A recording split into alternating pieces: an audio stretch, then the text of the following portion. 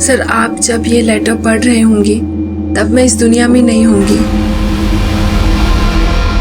उस दिन पूरा देश होली के रंगों के साथ जश्न मना रहा होगा, पर मैं जिंदगी के अंधेरों में खो चुकी होंगी। लेकिन मरने से पहले मैं डिक्लेयर करती हूँ कि मेरी मौत के जिम्मेदार रणजीत सिंह, मनोज कांत सिन्हा और चेतन कटारिया हैं। मेरी ज़िंदगी को न्याय नहीं मिला सर, पर मैं उम्मीद करती हूँ मेरी मौत को न्याय ज़रूर मिलेगा।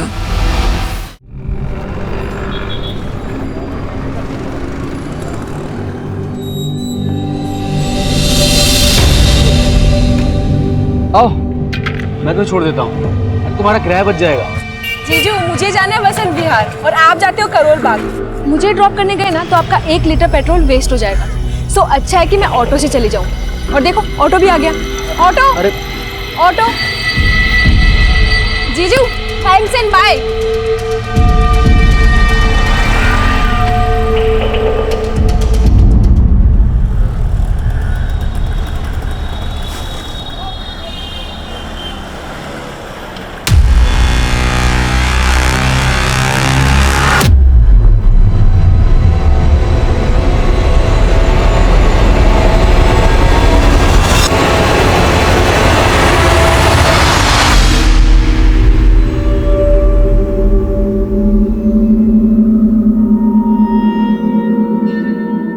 So, Rashmi, what's going on in your life? Nothing special, sir. Just days are passing like a moon. 14 days का बढ़ना, 14 days का घटना.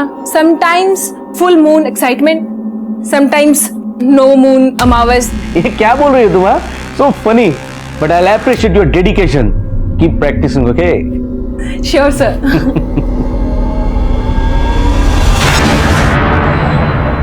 One second, sir.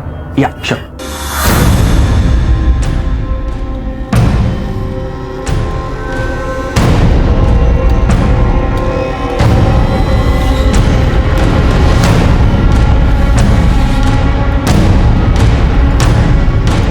क्या हुआ रश्मि? ये तुम्हें परेशान कर रहा है क्या? कुछ नहीं हुआ।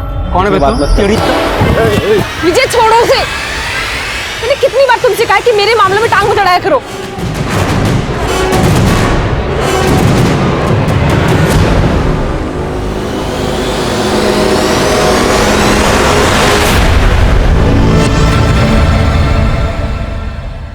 May I come in, sir? Yes, come in. Sir, आपको एक लेटर आया है।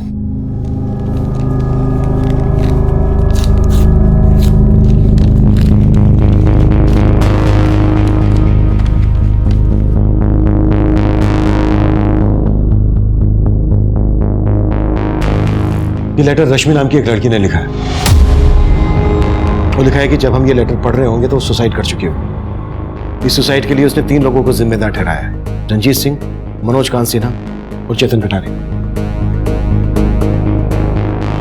देखिए सर, एक बात है, रश्मि ने इस लेटर में इन 3 लोगों को अपनी मौत का जिम्मेदार बताया, पर उसने ये नहीं लिखा है कि इन तीनों ने उसके साथ किया क्या।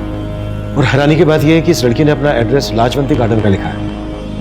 अगर ये वहां की रहने वाली है तो फिर इसने ये लेटर यहाँ वसंत विहार थाने में क्यों भेजा? शर्मा, एक काम करो, लाजवंती गार्डन पुलिस को कांटेक्ट करो और पता करो कि वहां पर रश्मि नाम की किसी लड़की का सुसाइडल केस आया क्या। Right sir.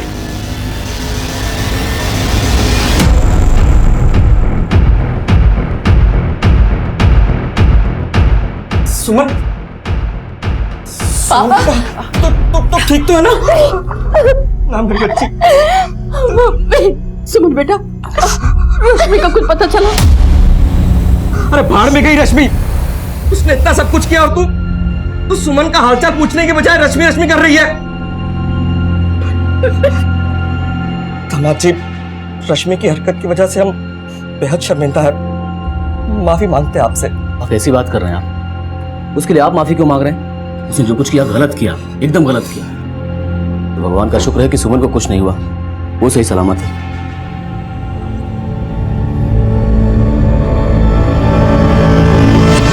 मैं कम सर? कम इन। सर, लाजवंती गार्डन पुलिस से बात हुई मेरी। उन्होंने बताया कि रश्मि के खिलाफ उनके थाने में अटेम्प्ट टू मर्डर का केस फाइल हुआ है। ये रश्मि का फोटो भेजा उन्होंने। Attempt to murder? जी हाँ सर। अच्छा, रश्मि इसी एड्रेस पे रह रही थी जो इस लेटर में मेंशन है? जी हाँ सर, कंफर्म किया मैंने। रश्मि पे ये केस उसके जीजा माधव ने फाइल किया है। रश्मि ने अपनी बड़ी बहन सुमन को जान से मारने की कोशिश की और अब ये 4 दिन से गायब है। बड़ा अजीब है, एक तरफ राजवंती गार्डन पुलिस रश्मि को फरार मान रही है और दूसरी तरफ रश्मि का ही सुसाइड लेटर। बात कुछ समझ में नहीं आ रही है। एक काम करो शर्मा, रश्मि के घर वालों से मिलो और इन 3 लोगों के बारे में भी पता करो जो इस लेटर में मेंशन है, मनोज, रंजीत और चेतन। Okay sir.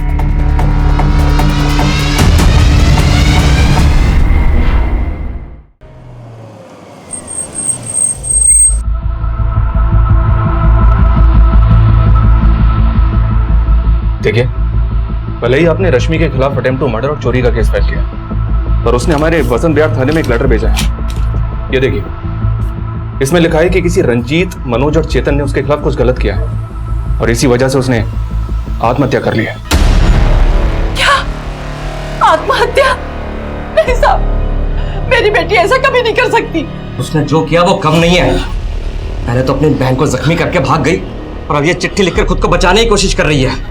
आप रश्मि के क्या लगते हैं? सर मेरे मम्मी पापा हैं। ये भी आपके साथ यहाँ रहते हैं? नहीं सर, ये आज ही गांव से है। और आपको? मेरे हस्बैंड। जी। तो आप सब मानते हैं कि रश्मि ने आपको जान से मारने की कोशिश की और ये जो लेटर उसने हमें भेजा है तो उसकी कोई चाल है? सर हमें नहीं पता कि उस लड़की के मन में क्या चल रहा है, लेकिन उसने हम लोगों के साथ कभी भी अच्छा नहीं किया। मम्मी पापा के साथ रोहतक में रहती थी तो उन लोगों को तंग करके रखा था। मम्मी पापा ने उसे यहाँ भेजा तो छी, शर्म आती है मुझे उसे अपनी बहन कहते हुए। और सुमन जी, रश्मि ने आपको जान से मारने की कोशिश क्यों की? मेरा मतलब, क्या रश्मि का आपके साथ कोई झगड़ा हुआ था? मैं और मेरे हस्बैंड उसे यहाँ दिल्ली में सेट करना चाहते थे, पर उस लड़की के इंटेंशन ही गलत थे।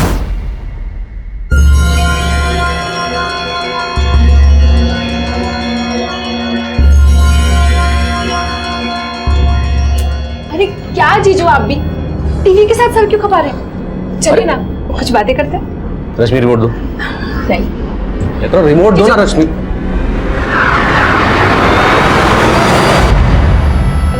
सॉरी जीजू। ओके।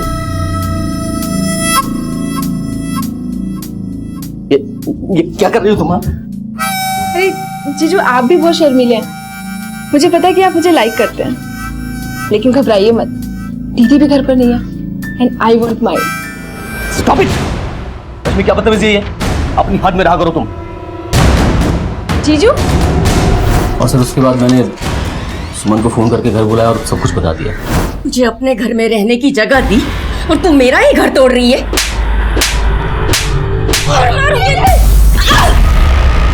सुमन!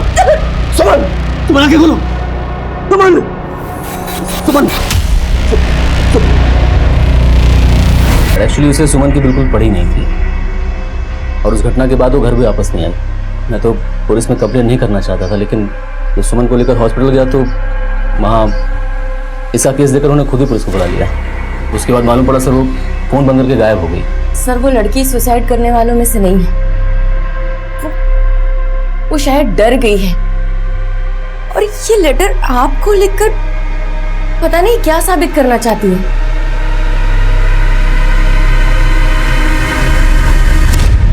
रश्मि के घर वाले अगर मान रहे हैं कि रश्मि ने सुसाइड नहीं किया बल्कि वो फरार है, तो फिर रश्मि कहां गायब हो सकती है?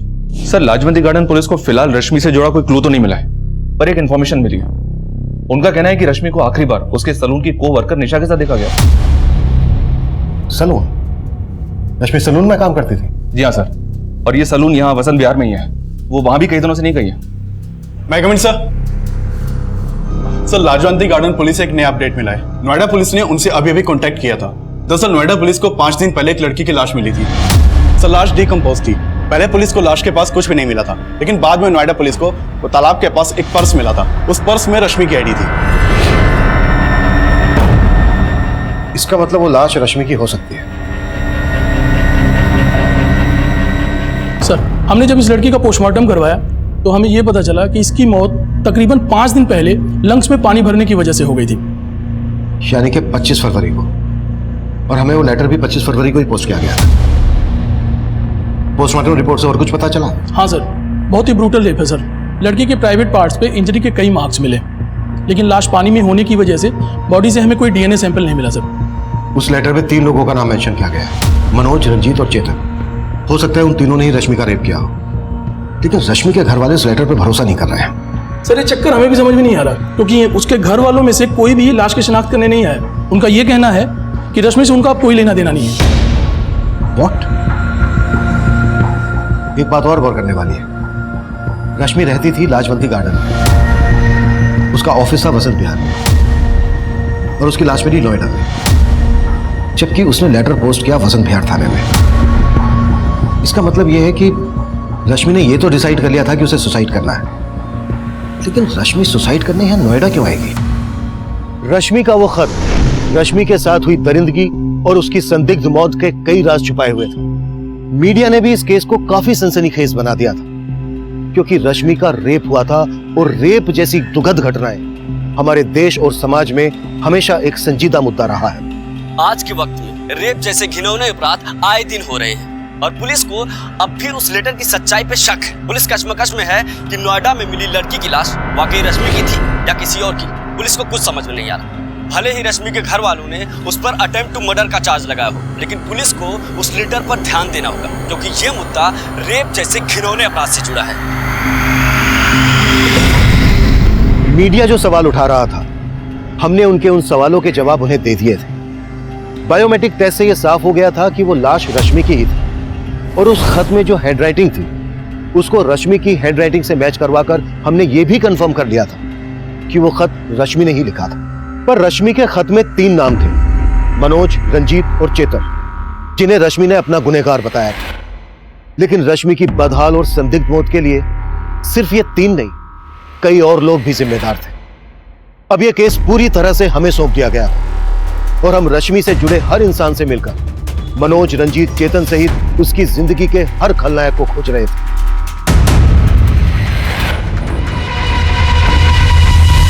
हमें पता चला है घर से भागने के बाद रश्मि तुम्हारे घर पर आई थी।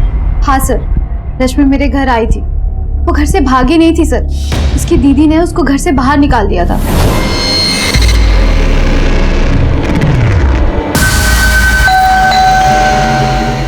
मैं देखती हूँ।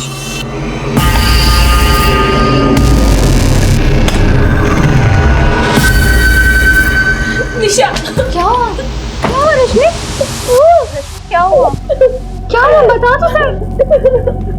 रश्मि, आज सैलून का ऑफ था, दीदी घर पे नहीं थी, तो जीजू जानबूझकर घर जल्दी आ गए और उन्होंने मेरे साथ।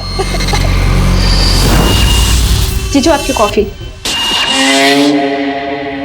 अरे सुनो जीजू, जीजू क्या कर रहे हैं आप? डरने की जरूरत नहीं है, देख तेरी दीदी भी घर पे नहीं है। आई ऑन माय लेट। हटे जीजू, अपने हद में रहे, समझे? सर उसका जीजा बहुत बुरा है, और वो तो उसके घर में रहना भी नहीं चाहती थी। तो बस चाहती थी कि उसको एक अच्छी सी जॉब मिल जाए और वो कहीं और शिफ्ट हो जाए। तुम हमसे कुछ छुपा तो नहीं रही हो? सर मैं आपसे क्यों कुछ छुपाऊंगी सर? आप चाहो तो सुकन्या से पूछ लो, वो भी हमारे साथ ही थी सर। ये सुकन्या कौन है? सर मेरी फ्रेंड है। उस दिन हम दोनों रश्मि के साथ ही थे, लेकिन उसके जीजा का बार बार ही फोन आ रहा था। जीजू आप चाहे किसी भी नंबर से फोन करो, मुझे आपसे बात नहीं करनी है। Sorry sir. Yes sir. Thank you sir. किसका फोन था रश्मि? जिसका मुझे कई हफ्तों से इंतजार था। निशा, मुझे जॉब इंटरव्यू का कॉल आया। क्या बात कर रही है? कांग्रेचुलेशन। सर उसके बाद रश्मि जॉब इंटरव्यू के लिए चली गई थी। मैंने उसको रात को फोन करने की भी कोशिश की, लेकिन उसका फोन बंद आ रहा था। फिर बाद में मुझे मालूम चला कि उसके जीजा ने उसके अगेंस्ट FIR फाइल की थी। सर मुझे तो लगता है उसके जीजा ने जानबूझकर उसे फंसाया होगा। रश्मि इंटरव्यू देने कहाँ गई थी? सर वो तो मुझे नहीं पता, लेकिन उसने पैड पे एड्रेस लिखा था। हमें रश्मि का जो लेटर मिला है उसमें उसने 3 लोगों को मेंशन किया है, मनोज, रंजीत और चेतन। जानती हो इन्हें? नहीं सर, मैंने रश्मि के मुंह से इन तीनों का नाम कभी नहीं सुना। लेकिन हाँ सर, एक बात है, एक लड़का अक्सर सैलून पे आके रश्मि को परेशान करता था। कौन लड़का?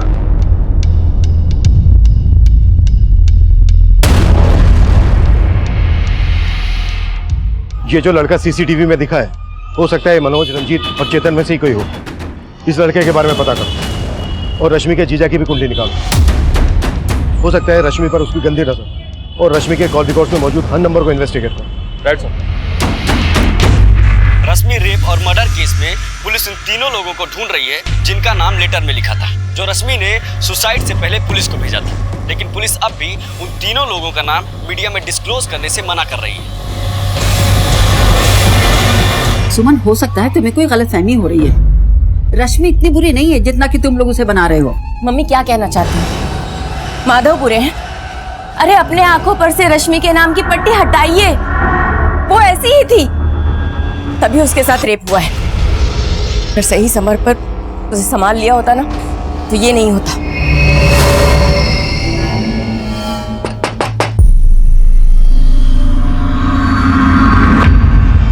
क्या इस लड़के को पहचानते हैं आप लोग?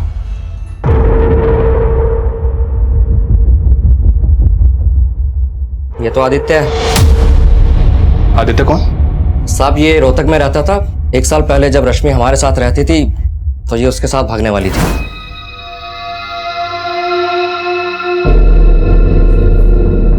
रश्मि, क्या कर रही थी तुम? भाग रही थी यहाँ से? चल मैं बताता तेरे को, मैं चल बताता मुझे। उसके बाद रश्मि को हमने यहाँ भेज दिया, लेकिन यहाँ तो उसने हमें हमारी ही बेटी और दामाद की नजरों से गिरा दिया था। लेकिन रश्मि के दोस्तों से तो मैं इसका उल्टा सुनने को मिल रहा है। सर, रश्मि के दोस्तों से आप वही सुनेंगे जो रश्मि ने उन्हें पढ़ाया है। ना ही वो लड़की किसी भरोसे की है और ना ही उसका ये दोस्त आदित्य। मैंने खुद रश्मि को कई बार इस आदित्य के साथ देखा था। रश्मि जब यहाँ भाग कर आई तो वो भी इसके पीछे आ गया था, और वो तीनों लड़के इसी के दोस्त होंगे। तो रश्मि तो बिना सोचे समझे किसी से भी दोस्ती कर लेती थी। मैं कम इन सर? यस कम इन। सर मैंने रश्मि के कॉल रिकॉर्ड्स चेक किए। रश्मि के कॉल रिकॉर्ड्स में मनोज, चेतन और रंजीत, इनमें से किसी का भी नंबर नहीं मिला। कॉल रिकॉर्ड्स में नहीं मिला है तो रश्मि के गली, मोहल्ले, ऑफिस, हर उस एरिया में इन तीनों के बारे में पता करो जहां पर रश्मि का आना जाना था। Okay sir. सर एक और बात, सर रश्मि के कॉल रिकॉर्ड में एक सस्पिशियस नंबर मिला है। सर रश्मि के नंबर पर आखिरी कॉल इसी नंबर से किया गया था। Sorry sir. Yes sir. Sir ये नंबर एक फेक आईडी से लिया गया था और इस वक्त ये नंबर बंद आ रहा है। मैंने इस नंबर के कॉल रिकॉर्ड भी चेक किए तो मालूम चला कि इस नंबर से सिर्फ एक ही कॉल किया गया, रश्मि को।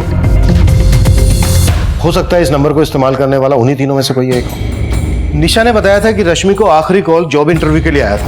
मुझे जॉब इंटरव्यू का कॉल आया। ऐसा कोई नंबर मिला है जिसने रश्मि को कॉल करके इंटरव्यू के लिए बुलाया हो? नहीं सर, फिलहाल तो ऐसा कोई नंबर नहीं मिला। निशा ने हमें यह भी बताया था कि जब जॉब इंटरव्यू के लिए रश्मि को कॉल आया था तो उसने एड्रेस नोट डाउन किया था। रश्मि के घर से वो नोटपैड लेकर आओ जिस पर रश्मि ने एड्रेस लिखा होगा। Okay sir. मैं कम इन सर? यस कम इन। सर पूछताछ में पता चला है सैलून और घर के अलावा रश्मि का इकबाल नाम के आदमी के घर पर आना जाना था, और रश्मि उसे ट्यूशन भी ले रही थी। ट्यूशन? रश्मि जॉब के साथ साथ पढ़ाई भी कर रही थी? नहीं सर, ये तो पता नहीं चला। तो फिर रश्मि इकबाल से किस चीज का ट्यूशन ले रही थी?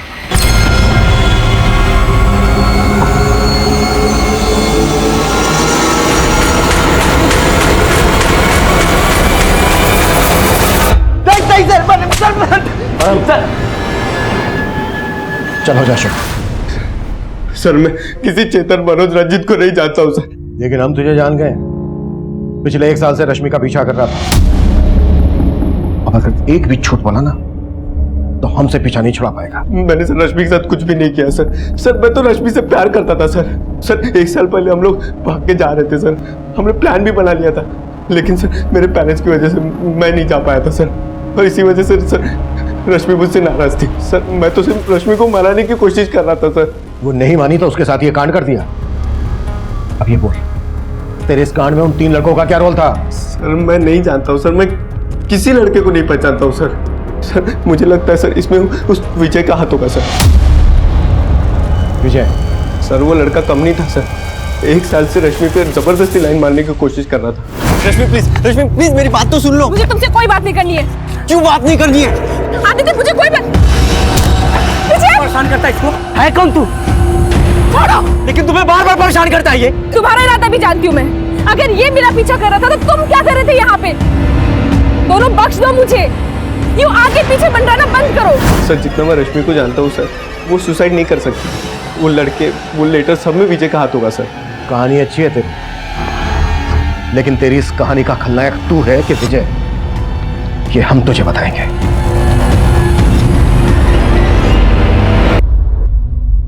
थैंक्स निशा, तुमने वो सब बातें पुलिस को नहीं बताई, वरना उनको गलतफहमी हो जाती। गलतफहमी तो तुम्हें थी कि रश्मि तुम्हारी हो जाएगी। पता नहीं तुम सच कह रहे हो या एनीवेज मैं हूँ तो तुम्हें टेंशन लेने की कोई जरूरत नहीं। I am always with you.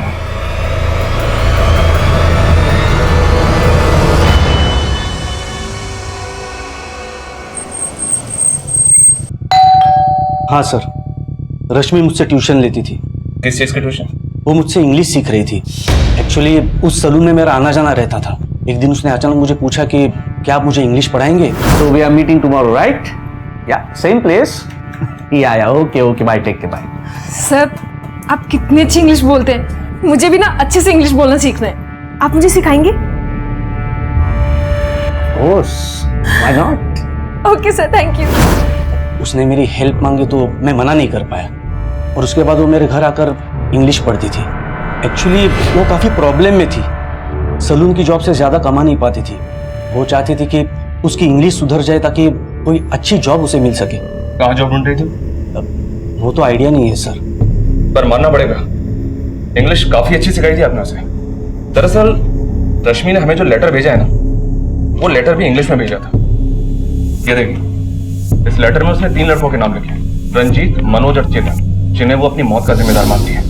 क्या रश्मि ने कभी आपसे इन 3 लड़कों के बारे में कुछ जिक्र किया था? नहीं सर, इनके बारे में तो कुछ नहीं बताया, पर आई डाउट कि ये लेटर रश्मि ने लिखा है। आई मीन रश्मि इंग्लिश सीख जरूर रही थी, लेकिन उसकी इंग्लिश इतनी भी अच्छी नहीं थी जितनी कि इस लेटर में लिखी हुई है। तो इकबाल ये बोल रहा है कि रश्मि की इंग्लिश इतनी अच्छी नहीं थी जितनी अच्छी इंग्लिश लेटर में लिखी गई है। पर हमने तो लेटर की हैंडराइटिंग रश्मि की हैंडराइटिंग से मैच करवाई है। हो सकता है सर इकबाल हमसे झूठ बोल रहा हूँ। पर इकबाल किस मकसद से झूठ बोलेगा? चलो एक बार को हम मान लेते हैं कि इकबाल जो बोल रहा है वो बिल्कुल सही है, रश्मि की इंग्लिश इतनी अच्छी नहीं थी। पर यह भी तो हो सकता है कि रश्मि को मजबूर करके ये लेटर लिखवाया गया, उसको गुमराह किया गया, रश्मि को पता ही नहीं हो कि वो लेटर में जो लिख रही है उसका मतलब क्या है। सर, रश्मि के बैकग्राउंड से अब तक हमें रंजीत, मनोज और चेतन के कोई क्लू नहीं मिले। इसका मतलब साफ है कि रश्मि के साथ रेप किसी और ने किया है और उससे जबरदस्ती वो लेटर लिखवा कर हमें मुद्दे से भटकाने की कोशिश की गई है। होने को तो कुछ भी हो सकता है शर्मा। इस लिहाज से हर वो आदमी हमारा सस्पेक्ट है जो अब तक हमारी रडार में आया है। विजय को उठा लो, जो रश्मि के साथ सैलून में काम करता था। मनोज, रंजीत और चेतन की इन्वॉल्वमेंट को भी हम नजरअंदाज नहीं कर सकते। हो सकता है इन नामों के लोग हों, लेकिन अब तक हमारी नजर में ना आए हो। और ये लोग नोएडा के रहने वाले हों, जहां पर रश्मि की हमें लाश मिली थी। नोएडा और दिल्ली में इन नाम के जितने भी लोग हैं, सबका डेटा निकालो और सबको इन्वेस्टिगेट करो। Okay sir. मैं कम इन सर? कम इन। सर, ये वही नोटपैड है जिस पर रश्मि ने इंटरव्यू वाली जगह का एड्रेस लिखा था। लेकिन सर एक बात समझ में नहीं आई, रश्मि ने वो पन्ना तो फाड़ दिया था जिस पे उसने एड्रेस लिखा था। सर फिर आपने ये नोटपैड क्यों मंगवाया? वेट,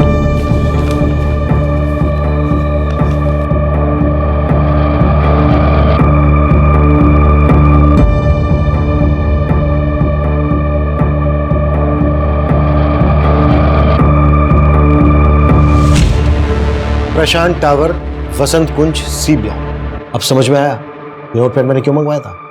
जी सर। प्रशांत टावर, वसंत कुंज, जहां पर रश्मि इंटरव्यू देने गई थी। यहां पर चलकर देखते हैं। गाड़ी निकलो।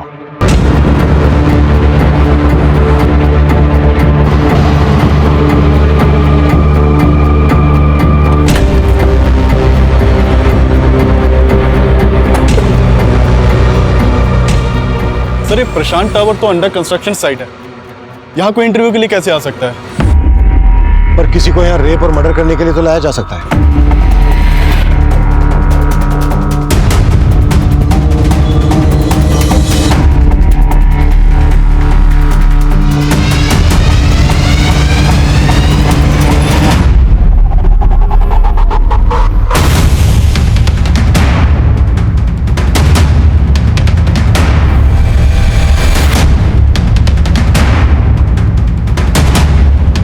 पूरा एरिया बारीकी से चेक करो।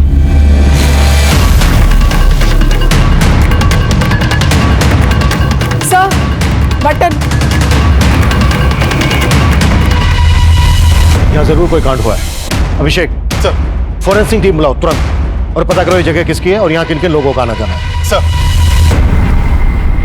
हाँ सर, मैं मानता हूँ कि मैं रश्मि को पसंद करता था, लेकिन ऐसा मैंने कुछ भी नहीं किया है। हम भी मानते हैं कि सबसे पहले तूने हमें आदित्य के बारे में बताया था, लेकिन तूने ये नहीं बताया था कि सिर्फ आदित्य का और रश्मि का ही नहीं, बल्कि तेरा और आदित्य का भी झगड़ा था। नहीं सर, आदित्य से मेरा कोई झगड़ा नहीं था। मैं उस लड़के से सिर्फ रश्मि को प्रोटेक्ट करने की कोशिश करता था। लेकिन अब तुझे हमसे कोई प्रोटेक्ट नहीं कर पाएगा। देख विजय, बोल दे, रश्मि ने वो सुसाइड लेटर क्यों लिखा था और लेटर में लिखे रंजीत, मनोज और चेतन के साथ तेरा क्या कनेक्शन है? चल बोल। भगवान कसम सर, मेरा किसी के साथ कोई कनेक्शन नहीं, लेकिन हाँ, रंजीत नाम के एक आदमी को मैं जानता हूँ, इसे रश्मि भी जानती थी। किसकी बात कर रहे तू? सर, हमारे सैलून के पास में रंजीत की शॉप है। तो उस रंजीत के बारे में तूने हमें पहले क्यों नहीं बताया? क्योंकि सर, हम लोग उसे रिंकू नाम से बुलाते थे, लेकिन कल ही मुझे पता चला कि उसका पूरा नाम रंजीत है। सर, ये पास की बिल्डिंग का गार्ड है। इसका कहना है कुछ दिन पहले इस बिल्डिंग में एक सिक्योरिटी गार्ड ड्यूटी पर था। हाँ साहब, सुनील नाम है साहब उसका। कई दिनों से वो दिखाई भी नहीं दे रहा। मैंने उसको फ़ोन भी लगाया, लेकिन फ़ोन बंद आ रहा है साहब। उस गार्ड का नंबर ले लो इससे। अभिषेक सर, उस गार्ड सुनील की कुंडली निकालो। वो कहाँ का है, कहाँ गायब है? हो सकता है यहाँ हुए कांड में उसका हाथ हो, इसलिए गायब है। सर, अबे जो पूछा उसका जवाब दे, बोल। साहब, मेरा नाम रंजीत है, तो क्या मैं क्रिमिनल हो गया? साहब, वो लड़का मुझे बेकार में ही फंसा रहा है। उसको जाने दे। तू ये बता कि मनोज और चेतन से तेरा क्या कनेक्शन है? क्या लगते हैं तेरे? हाँ सर, मनोज तो मेरे मामा का नाम है, और जैसा आप सोच रहे हैं वैसा कुछ भी नहीं है। अगर कुछ नहीं है तो ठीक है, लेकिन हमें बाद में पता चला ना कि तूने अपने मामा और किसी चेतन के साथ मिलकर कांड किया है, तो फिर बोलने के लायक नहीं रहेगा। वो कुटाई होगी तेरी। अरे भैया जी, कैसे भी करके कल का टिकट करवा दीजिए, चाहे 2-3 हजार ज्यादा ले लेना, पर टिकट जरूर करवाओ। हाँ। पापा कहाँ जा रहे हैं? कुछ दिन और रुक जाइए ना। नहीं बेटा, अब मेरा यहाँ से जाना ही सही है, पर मुझे इस बात की खुशी है कि तुमने रश्मि की बातों को भुला दिया। अरे छोड़िए पापा जी इस बात, जो हुआ सो हुआ, भूल जाइए।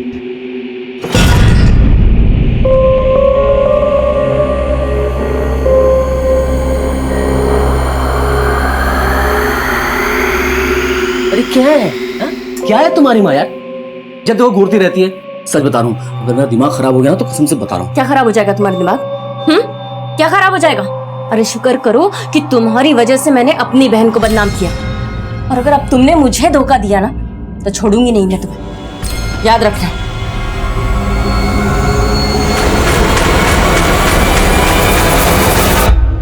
सर, ये प्रशांत टावर के सिक्योरिटी गार्ड सुनील की फोटो है। सर, सुनील के मोबाइल नंबर के सर्विस प्रोवाइडर से इसका फोटो मिला है। सुनील गोविंदपुरी का रहने वाला, लेकिन इसके घर पे ताला लगा है और पिछले 1 हफ्ते से इसका नंबर भी बंद है। सर, सुनील के कॉल कोड में किसी मनोज, चेतन या रंजीत का नंबर नहीं मिला।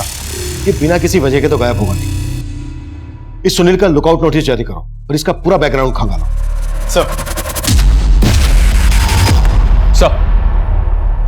सर, मैंने दिल्ली और नोएडा में रहने वाले सभी रंजीत, मनोज और चेतन नाम के लोगों का आधार कार्ड का डेटा निकलवाया, और उनमें से मुझे ऐसे 3 रंजीत, मनोज और चेतन मिले हैं जिनका आपस में कनेक्शन है।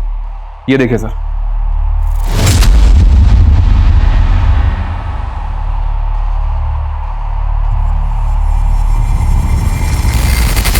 सर, ये तीनों हिस्ट्री शीटर है।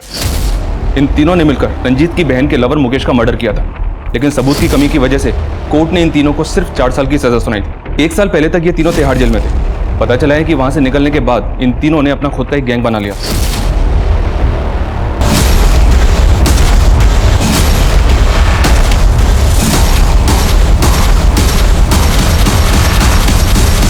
सर, ये तीनों इलीगल आर्म्स डीलिंग के धंधे से जुड़े हैं। नोएडा, गाजियाबाद और मेरठ में अपना धंधा करते हैं और काफी टाइम से अंडरग्राउंड है। और रश्मि की लाश मिली थी हमें नोएडा में। हो सकता है इन तीनों की रश्मि पर गंदी नजर रही हो और इन तीनों ने ही रश्मि का रेप किया। अपने खबरियों को अलर्ट करो, इन तीनों की एक-एक डिटेल निकालो। ये तीनों मुझे जल्द से जल्द अंदर चाहिए। Okay sir. भैया कमिन सर। कमिन। सर, अभी रश्मि की माँ का फोन आया था। उसने रश्मि के जीजा से जुड़ी कई बातें बताई। हमने उसकी कॉल डिटेल्स चेक की, उसमें 2 से 3 प्रोस्टिट्यूट के नंबर्स भी मिले हैं। अरे साहब, मैंने किया क्या था? मुझे मार क्यों रहा था? आखिर मैंने किया क्या साहब? सब बता था। इस बात का अंदाजा मैं पहले से ही था कि रश्मि के ऊपर तेरी बुरी नजर होगी। तेरी बीवी और ससुर ने तेरे पक्ष में बोला, लेकिन रश्मि की माँ ने हमें सब कुछ बता दिया, सब कुछ। अरे सर, वो अपनी बेटी की प्यार में पागल है सर। उसे नहीं पता रश्मि कैसी थी। तेरा कैरेक्टर भी पता चल गया हमें। बीवी के होते हुए प्रोस्टिट्यूट के पास जाता है। तेरे कॉल रिकॉर्ड से पता किया हमने। अगर तूने और झूठ बोला ना तो उल्टा लटका के मारूंगा तुझे। सर मैं मानता हूँ कि रश्मि मुझे पसंद थी और उस दिन मैंने ही रश्मि के साथ। जीजू आपकी कॉफी। अरे जीजू जीजू क्या कर रहे हैं आप? हटिए जीजू, अपनी हद में रहिए, समझे? साहब मैं डर गया था साहब, मुझे लगा कि इसके पहले रश्मि जाके सुमन को सब कुछ बता दे। मैंने ही सुमन से जाके झूठ बोल दिया कि रश्मि ने मेरे साथ। इतना ही नहीं, तूने लाजवंती गार्डन पुलिस को यह भी बोला कि रश्मि ने तेरी बीवी की जान लेने की कोशिश की। सर रश्मि ने जानबूझ के धक्का नहीं दिया था, उन दोनों का झगड़ा हुआ था। और उसके बाद रश्मि का रेप हुआ। शायद तूने ही उसे मजबूर किया सुसाइड करने के लिए, या उसका मर्डर किया? ये सर मैं क्यों करूंगा ऐसा साहब? तो रंजीत, मनोज और चेतन से करवाया तूने? बोल। साहब मैं इन तीनों को जानता तक नहीं। कह रहा हूं कि मैंने कुछ नहीं किया, मुझे जितना पता था मैंने आपको सब कुछ बता दिया साहब। साहब मेरा विश्वास कीजिए। रश्मि का जीजा माधव इस केस का शातिर खिलाड़ी था जो कुछ भी कर सकता था, लेकिन अब तक माधव अपने इस बयान पर अडिग था कि रश्मि की हुई संदिग्ध मौत और रेप में उसका कोई हाथ नहीं है। माधव के अलावा आदित्य और विजय भी हमारी रडार पर थे। वहीं दूसरी तरफ अंडर कंस्ट्रक्शन बिल्डिंग प्रशांत टावर के गार्ड सुनील की भी हमें तलाश थी, और तभी हमें मनोज, रंजीत और चेतन नाम के 3 गुंडों का पता चला, और उन्हें ढूंढने के लिए हमने अपना खबरी नेटवर्क तुरंत एक्टिव कर दिया। क्या ये वही गुंडे थे जिनके बारे में उस खत में लिखा गया था? क्या ये वाकई में रश्मि के गुनहगार थे, या फिर इनके नाम का इस्तेमाल करके कोई बड़ा खेल खेला जा रहा था? ये कुछ ऐसे सवाल थे जो इस केस में उठ रहे थे, और हर मोड़ पर एक नया खुलासा हो रहा था। सर ये रश्मि का ट्यूशन टीचर इकबाल तो बहुत पहुंची चीज निकला। ये एक हाई प्रोफाइल फिल्म पे है। इसके कॉल रिकॉर्ड्स में कई सारी लड़कियों के नंबर हैं जिन्हें ये एस्कॉर्ट बना के अपने कई सारे क्लाइंट्स के पास भेजता है। बैठ सर आपको जरूर कोई गलत फहमी हुई, ये सब काम मैं नहीं करता हूँ। तू जो करता है ना बेटा, उसके पक्के सबूत जुटा लिए हमने। जो लड़कियां तू तेरे क्लाइंट्स के पास भेजता ना एस्कॉर्ट बना के, उनके बयान भी लिए हमने। अब बोल, रश्मि को भी इसी धंधे में डाल रखा था ना तूने? नहीं सर, मैंने रश्मि को इस धंधे में नहीं डाला है। लेकिन ये बात सच है कि रश्मि को एस्कॉर्ट बनाने के लिए मैं उसे इंग्लिश की ट्रेनिंग दे रहा था। वो काफी एम्बिशियस थी और दिखने में भी अच्छी थी। तो जब उसने मुझसे इंग्लिश सिखाने के लिए कहा तब मैंने सोचा कि मैं उसे आसानी से ट्रैप कर सकता हूँ। लेकिन सर मैंने रश्मि के साथ कुछ नहीं किया है सर। तूने कहा था कि वो लेटर भी रश्मि ने नहीं लिखा था, लेकिन उस लेटर पे जो हैंडराइटिंग है ना, वो रश्मि के हैंडराइटिंग से मैच करता है। कहीं ऐसा तो नहीं कि इंग्लिश सिखाने के बहाने तूने ही रश्मि से वो लेटर लिखवाया और बाद में उसको? नहीं सर, मैं अभी भी यही कहूंगा कि इतनी अच्छी इंग्लिश में रश्मि लेटर नहीं लिख सकती है, और ना ही मैंने उससे वो लेटर लिखवाया और ना ही मैंने रश्मि के साथ कुछ किया है सर। साहब मेरी बात तो सुनिए। ये इकबाल एस्कॉर्ट सप्लाई का काम करता है। इसका मनोज, रंजीत और चेतन से पक्का कनेक्शन हो, और आई एम श्योर रश्मि को जॉब इंटरव्यू का झांसा देकर इसी ने बुलाया हो, जहां पर मनोज, रंजीत और चेतन ने रश्मि का रेप किया हो। ये इतनी आसानी से नहीं बोलेगा, तबीयत से कुटाई करो इसकी। Okay sir. हाँ अभिषेक। सर प्रशांत टावर के गार्ड सुनील का एक गांव वाला खानपुर में रह सकता है। हो सकता है सुनील वहां मिल जाए। उठा लाओ।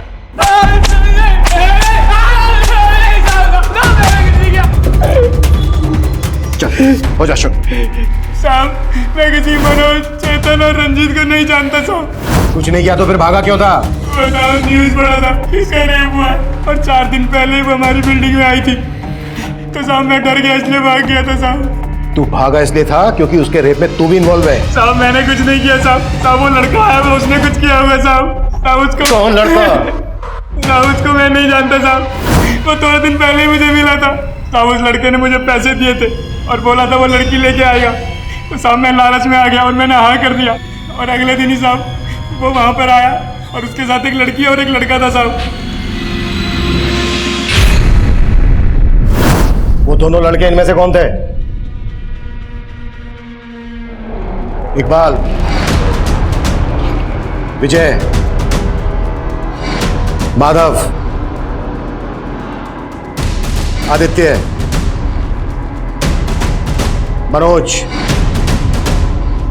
रंजीत, चेतन, कौन थे वो दोनों इनमें से?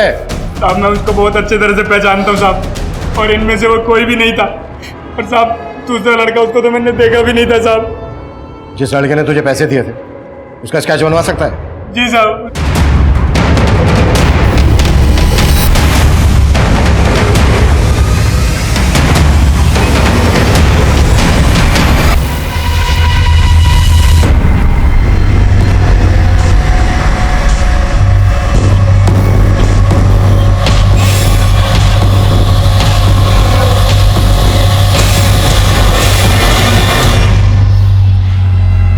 इस केस में एक के बाद एक नया चेहरा सामने आ रहा है। समझ में नहीं आ रहा है कि रश्मि इस आदमी के साथ प्रशांत टावर में गई क्यों।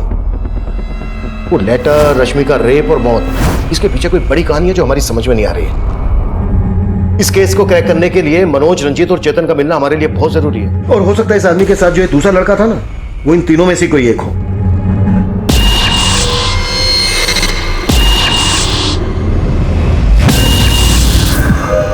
बोल भाई, अभी क्या करने का है?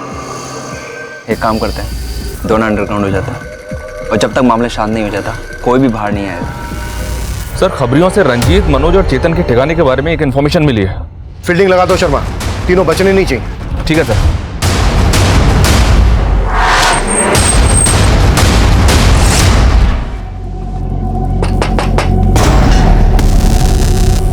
आवाज कम करना।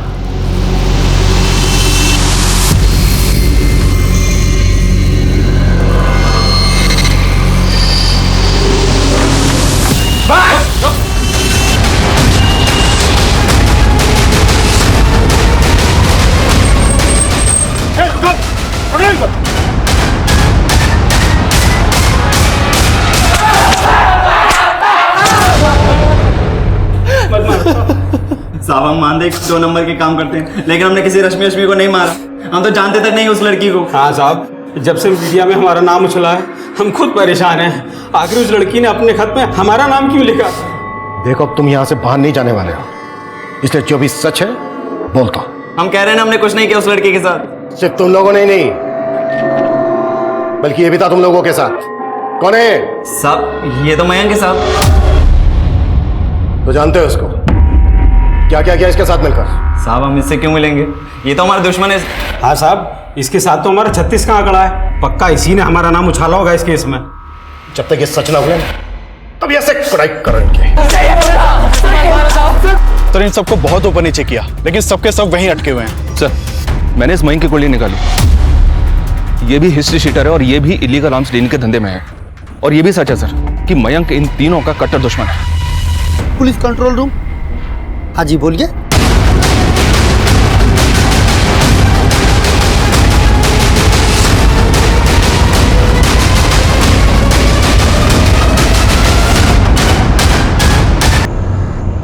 आसपास देखो, कुछ मिलता है क्या? ये वाकई में बहुत बड़ा गेम है। उस गार्ड सुनील ने हमें बताया था कि रश्मि और मयंक के साथ कोई दूसरा लड़का भी था। हो सकता है ये सब उस दूसरे लड़के ने किया, मनोज, रंजीत और चेतन को फंसाने के लिए। और वो दूसरा लड़का कौन हो सकता है सर? इकबाल, विजय, माधव और आदित्य हमारे सस्पेक्ट हैं। हो सकता है वो इन्हीं में से कोई हो, या फिर मनोज, रंजीत और चेतन ने हमें यहाँ भेजकर कोई चाल चली है।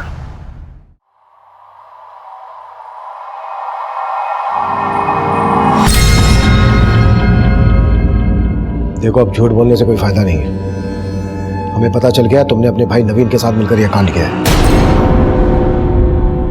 लेके आओ।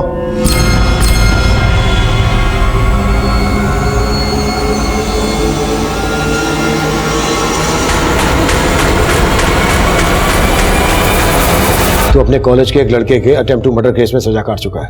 हमें जहां मयंक की लाश मिली वहां तेरा फोन एक्टिव था। अब तू ये बोल, तूने ये क्यों और किस मकसद से किया? बोले। वो जब मैं जेल में अपनी सजा काट रहा था तो उसी वक्त रंजीत, मनोज और चेतन भी अपनी सजा काट रहे थे। अबे घबराता क्यों है? हम तो तेरे अपने हैं राजा। सर, मैंने कई बार जेल में उनकी शिकायत भी की, लेकिन वो तीनों किसी से नहीं डरते थे। उन्होंने मेरा वहाँ पे जीना नर्क से भी बदतर कर दिया था। मेरे रिहा होने से 6 महीने पहले ही वो लोग रिहा हो गए थे। उसके बाद भी उनकी ज़्यादतियाँ मुझे सोने नहीं देती थी। मैं उनसे बदला लेना चाहता था, लेकिन कैसे, ये मेरी समझ में नहीं आ रहा था। तो जब मुझे पता चला कि मयंक नाम के क्रिमिनल के साथ उनका 36 का आंकड़ा है, तो मैं मयंक से मिला। तो उन भूतनी वालों ने तेरा रेपा। तू भी बदला लेना चाहता है ना उनसे, तो हाथ क्यों नहीं मिला लेता मेरे से? हाथ मिला के क्या करेगा? क्या उखाड़ लेगा तू उनका? एक प्लान है मेरे पास सर। मैं उनको रेप केस में अंदर करवाना चाहता था, ताकि वो लोग भी वही टॉर्चर सहन करें जो उन्होंने मेरे साथ किया था। सर, रश्मि निशा की दोस्त थी। मैं जब भी रश्मि को मिलती निशा के साथ, तो वो उसको अपने प्रॉब्लम शेयर किया करती थी। वो अपने जीजा और एक्स बॉयफ्रेंड से तंग आ चुकी थी, और वो एक नई जॉब के लिए भी डेस्परेट थी, ताकि वो अपनी बड़ी बहन और जीजा का घर छोड़कर जा सके और अलग रह सके। और इसी चीज़ का सर हमने फ़ायदा उठाया। मैंने सुकन्या से उसका नंबर लिया और उसे कॉल की, और सर मैंने उससे कहा कि मैं एक रियल एस्टेट कंपनी में मैनेजर हूँ और हमें एक एग्जीक्यूटिव की तलाश है जो हमारे क्लाइंट्स को फ्लैट्स वगैरह दिखा सके। सर फिर इंटरव्यू के बाद डेमो के बहाने हम उसे प्रशांत टावर ले गए। सर, कंस्ट्रक्शन 6 महीने में कंप्लीट हो जाएगा और फिर उसके बाद आपको पोजीशन मिल जाएगी। वाह, गुड रश्मि। लेकिन तुमने तो कहा था कि तुम्हें इंग्लिश में बात करनी नहीं आती। सर, सच बताऊं तो मुझे इंग्लिश अच्छे से नहीं आती है, लेकिन अभी मैं सीख रही हूँ। इंग्लिश में लिख तो सकती हो ना? जी सर। रश्मि, ये लेटर लिखो, और उसे मिसगाइड करके उससे वो लेटर लिखवाया। उसके बाद हमने उसे नोएडा के तालाब में डंप कर दिया और उसका बैग और बाकी सामान वहीं फेंक दिया। सर, हमने इसलिए वहाँ पे उसको डंप किया था क्योंकि मुझे पता था रंजीत, मनोज और चेतन उसी एरिया में धंधा करते हैं। और फिर सुकन्या ने वो लेटर पोस्ट कर दिया। प्रशांत टावर में हमें शराब की कुछ खाली बोतलें और कॉन्डोम्स के पैकेट मिले। वो वहाँ कैसे पहुँचे? वो मुझे नहीं पता सर, क्योंकि जब हम वहाँ पहुँचे तो वो चीज़ें वहाँ पर पहले से ही थी। मयंक ने तो सब में तेरा साथ दिया था ना, मयंक को क्यों मारा? सर क्योंकि आप लोग उसके पीछे पड़ गए थे, और मुझे डर था कि अगर वो पकड़ा जाता तो फिर हम दोनों भी फंस जाते, इसलिए मैंने मयंक को मार दिया सर।